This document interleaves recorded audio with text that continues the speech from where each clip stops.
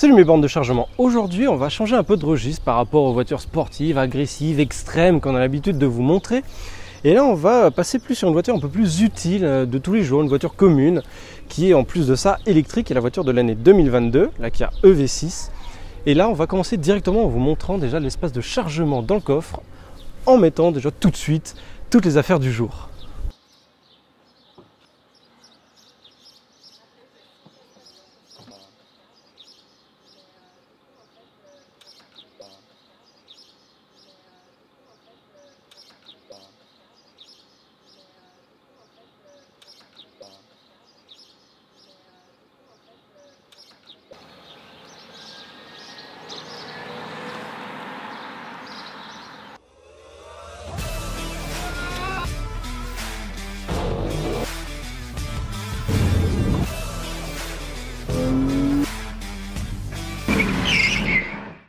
Alors nous voici donc au volant de la Kia EV6 qui d'ailleurs on l'a présenté au salon de l'auto, d'ailleurs n'hésitez pas à aller voir la petite vidéo.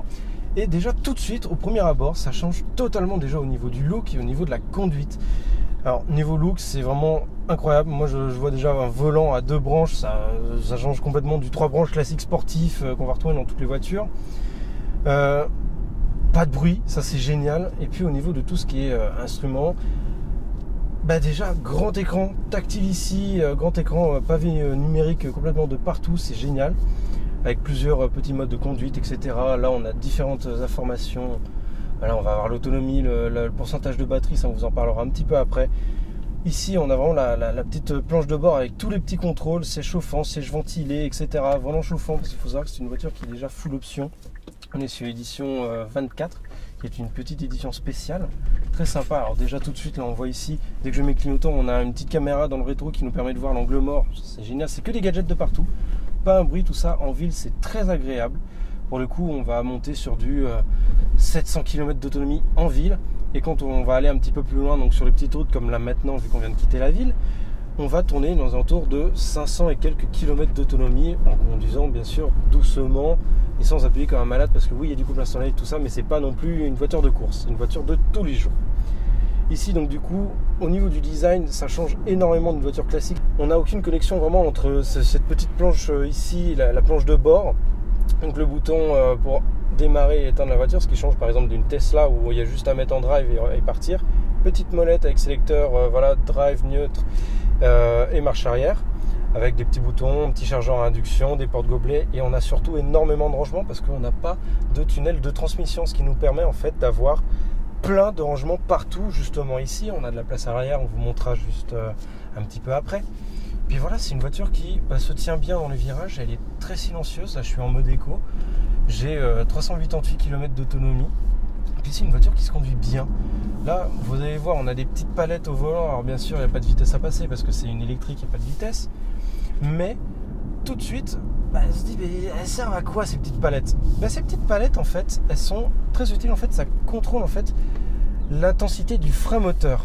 Parce que faut savoir que ça marche un peu comme une dynamo. C'est-à-dire que si je lâche par exemple les gaz, hop, elle va freiner tout de suite. Alors, elle ne va pas appuyer sur les freins, c'est vraiment la dynamo en fait qui va se mettre en marche et qui va ralentir le véhicule.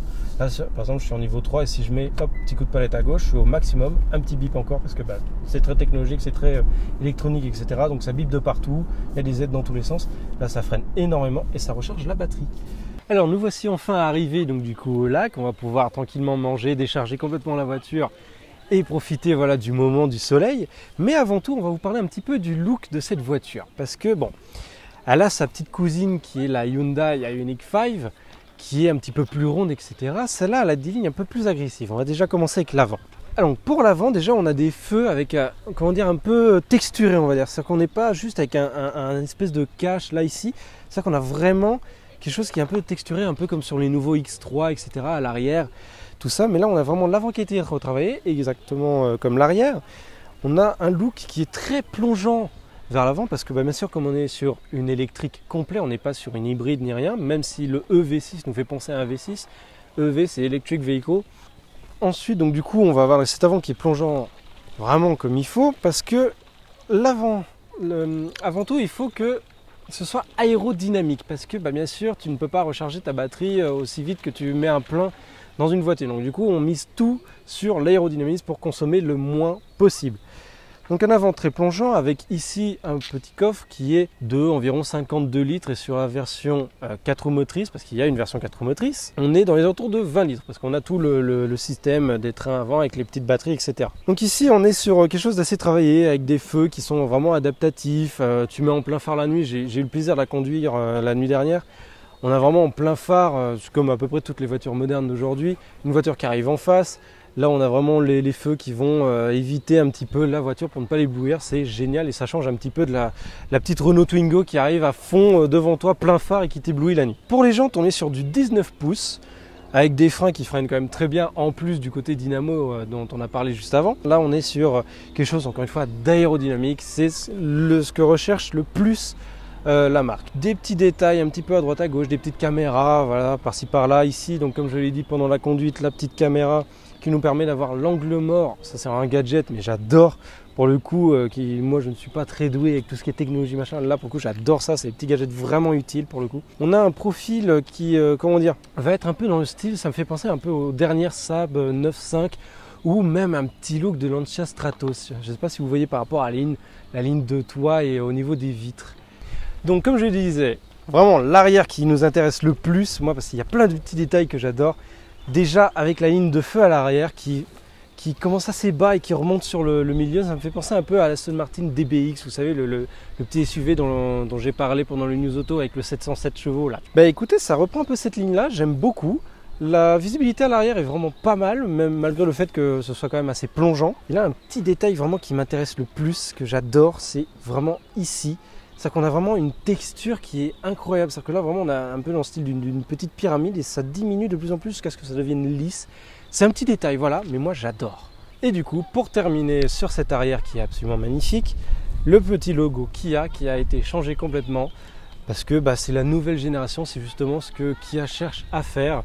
C'est changer complètement leur image, de venir sur un plan, on va dire, un peu plus premium, une qualité un peu plus retravaillée. La preuve, à l'intérieur, on a des sièges en cuir, on a un look qui est quand même assez sympa, une peinture un peu nacrée.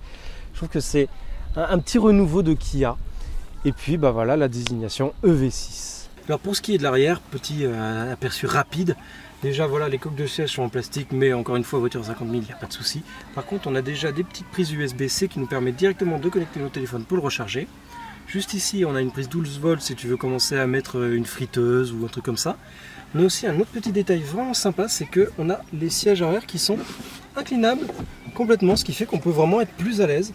Et comme il n'y a pas de tunnel de transmission juste au milieu, et du coup on a beaucoup plus d'espace au pied. Alors nous voici du coup au volant de la Kia EV6, cette fois-ci avec une conduite un petit peu plus sport par rapport à tout à l'heure. Hop, j'appuie sur le petit sélecteur au niveau du volant, normal, sport. Et là, pour le coup, on libère toute la puissance. On a quand même moins de 300 chevaux, mais c'est une voiture qui a un couple vraiment énorme et instantané surtout. C'est l'avantage de l'électrique.